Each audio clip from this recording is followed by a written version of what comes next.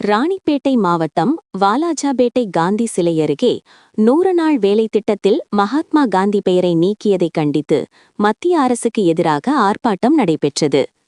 இந்த ஆர்ப்பாட்டத்தில் போராட்டக்காரர்கள் கைகளில் மெழுகுவர்த்தி ஏந்தியும் 100 நாள் வேலை திட்டத்தில் பயன்படுத்தப்படும் மண்வெட்டி, பாண்டு, கடப்பாரை உள்ளிட்ட உபகரணங்களை முன்வைத்தும் எதிர்ப்பு தெரிவித்தனர்.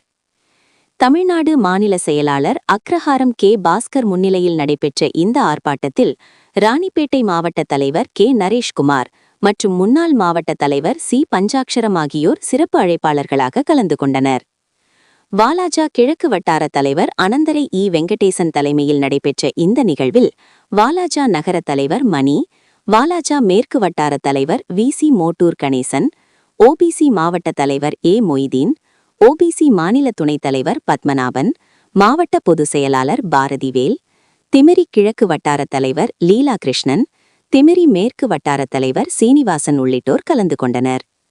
மேலும் இளைஞர் காங்கிரஸ் மாவட்ட தலைவி ஷர்மிளா லைலா கிருஷ்ணன், மாவட்ட பொதுச் செயலாளர் அருண்குமார், ஓபிசி ராணிப்பேட்டை தொகுதி தலைவர் மகேஷ்குமார், ராணிப்பேட்டை வசீகரன், வாலாஜா கிழக்கு வட்டார நிர்வாகிகள், ராணிப்பேட்டை மாவட்ட நிர்வாகிகள், இளைஞர் காங்கிரஸ் நிர்வாகிகள் மற்றும் பொதுமக்கள் திரளாக பங்கேற்றனர். மகாத்மா காந்தியின் பெயரை 100 நாள் வேலை திட்டத்திலிருந்து நீக்கியதை கண்டித்து நடைபெற்ற இந்த மெழுகுவர்த்தி ஆர்ப்பாட்டம் வாலாஜாபேட்டை பகுதியில் கவனத்தை ஈர்த்தது.